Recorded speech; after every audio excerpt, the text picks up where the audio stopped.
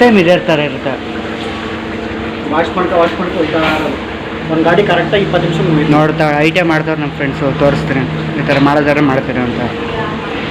ಅವರು ಬರ್ತಾರೇನು.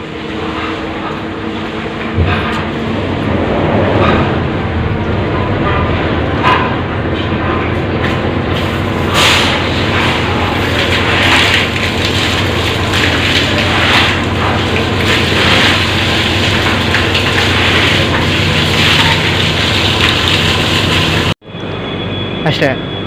ಯಾವ್ದು ಒಟ್ಟಲ್ಲಿ ಕಮೋಡಲ್ಲಿ ನೀರು ಬರಬೇಕಿದ್ದು ಮೇನ್ ಉದ್ದೇಶ ಏನಂತಂದ್ರೆ ಮುಂಚೆ ನೀರು ಕಂಟಿನ್ಯೂಸ್ ಹೋಗ್ತಾ ಇತ್ತು, ಫ್ಲೋ ಆಗ್ತಾ ಇತ್ತು ನೀರೆಲ್ಲ. ಅದು ನೀರು ಉಳಿತಾಯ ಮಾಡೋಕ್ಕೋಸ್ಕರ ಸಿಲಿಂಡರ್ ಫಿಟ್ ಮಾಡಿರೋದಿಲ್ಲ ಆಯ್ತಾ. ಒಂದ್ಸಲ ಫ್ರೆಶ್ ಒಂದು 2 ಲೀಟ್ರಿಂದ 3 ಲೀಟರ್ ಮಾತ್ರ ನೀರು ಈಚೆಗೆ ಬರುತ್ತೆ ಕಮೋಡಲ್ಲಿ ಆಯ್ತಾ. ಒಳಗೆ ಪಿಸ್ಟನ್ ಐಟಮ್ ಮತ್ತೆ ರಬ್ಬರ್ ಇರ್ತದೆ. ಆ ರಬ್ಬರ್ ಪಿಸ್ಟನ್ ಡ್ಯಾಮೇಜ್ ಆದಾಗ ಈ ಕಂಟಿನ್ಯೂಸ್ ಕಮೋಡ ನೀರು ಹೋಗ್ತಾನೆ ಇರ್ತದೆ ಕಂಟಿನ್ಯೂಸ್.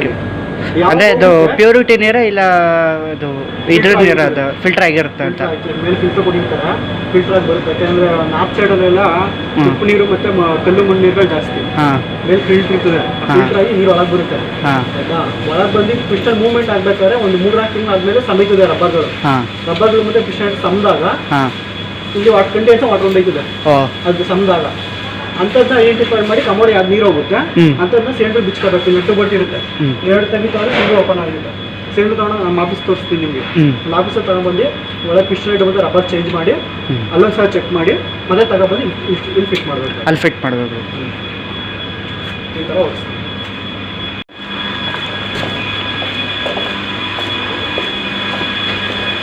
ಮಾಡಿದ್ರೆ ನಿಮ್ಮದು ಇಂಟರ್ವ್ಯೂನೇ ಮಾಡಿಬಿಡೋದು, ಇಂಟರ್ವ್ಯೂನೇ ಮಾಡಿಬಿಡೋದು ನಿಮ್ಮದು. ಹೀಗೆ ಪ್ರಾಪರಾಗಿ ಕುಂತೈತಾ ಕ್ಲೀನಾಗಿ ಮಾಡ್ಕೊಳ್ಳೋದು ಎಲ್ಲ ಕರೆಕ್ಟಾಗಿ ಐತೆ ಅಂತ. ಅರೆ ಬೈ ನಾವು ಒಂದು 2 ವರ್ಷ ಐಟೇ ಕಂಪ್ಲೀಟ್ ಮಾಡಿದ್ವಿ.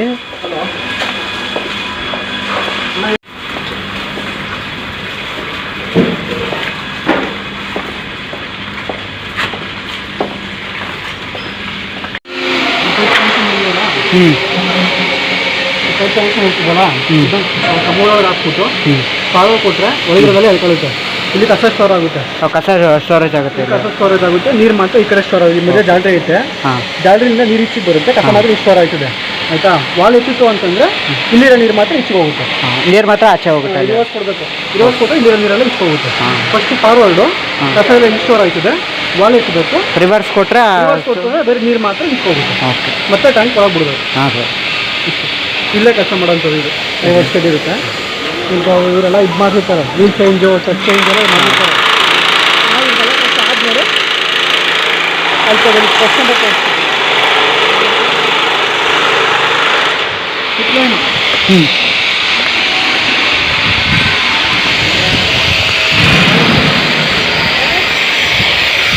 ಸರಿ ಆಯ್ತು, ಡಾಕ್ಯುಮೆಂಟ್ಸ್ ಹೋಗ್ತಾರೆ. ಹಾಂ ಸರಿ ಆಯಿತು, ಆಫೀಸ್ ಹೋಗ್ತೀವಿ, ಆಫೀಸ್ ಬರೋಕ್ಕೆ ಆಗಬೇಕು. ಈ ಕಸ್ಟಮರ್ ಪ್ಲೇಟ್ ಇದೆ, ಈ ಪ್ಲೇಟ್ ಓಪನ್ ಮಾಡೋದು. ಆ ಪ್ಲೇಟ್ ಓಪನ್ ಮಾಡಿ ಪ್ಲೇಟ್ ಓಪನ್ ಮಾಡಿಬಿಟ್ಟು ಆ ಮಿಷಿನ್ ಪೈಪ್ ಒಳಗೆ ಹಾಕ್ಬಿಟ್ಟು ಪಾರ ಕೊಟ್ಟರೆ ಒಳಗಿರೋದೆಲ್ಲ ಎಳ್ಕೊಳ್ಳುತ್ತೆ. ಎಳ್ಕೊಂಡ್ಮೇಲೆ ಮತ್ತೆ ವಾಲ್ ಎತ್ತಿತ್ತು ಅಂದರೆ ಕಸ ಕ್ಲೋಸ್ ಆಗುತ್ತೆ.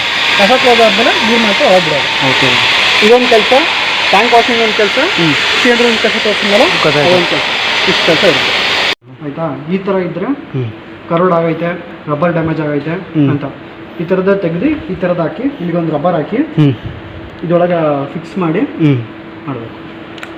ಇಲ್ಲಿ ಏರ್ ಕಂಪ್ರೆಸರ್ ಮಿಷಿನ್ ಇರುತ್ತೆ, ಆ ಕಂಪ್ರೆಸರ್ ಮಿಷಿನಲ್ಲಿ ಮತ್ತು ಪಕ್ಕದಲ್ಲಿ ವಾಟರ್ ಐತೆ, ವಾಟರ್ ಮತ್ತು 2 ಹಾಕ್ಬಿಟ್ಟು ಚೆಕ್ ಮಾಡಿಬಿಟ್ಟು ಬಿಚ್ಕೊ ಬಂದವರಿಂದ ಇದು ಡಿಫೆಕ್ಟಿವ್ ಸಿಲಿಂಡ್ರ್ ಇದು ಆಯಿತಾ. ಈ ಥರ ಕ್ಲೀನಾಗಿ ರೆಡಿ ಮಾಡಿ ಸರ್ವಿಸ್ ಮಾಡಿ ಇದೆಲ್ಲ ರೆಡಿ ಆಗಿರೋ ಸಿಲಿಂಡ್ರು ಆಯಿತಾ. ಸೊ ಚೆಕ್ ಮಾಡಿಬಿಟ್ಟು ಓಕೆ ಅಂದರೆ ತಂದು ಮಾಡಬೇಕು. ಇದು ನಮ್ಮ ಆಫೀಸ್. ಇದನ್ನ ಡೈಲಿ ಸೈನ್ ಮಾಡಬೇಕು.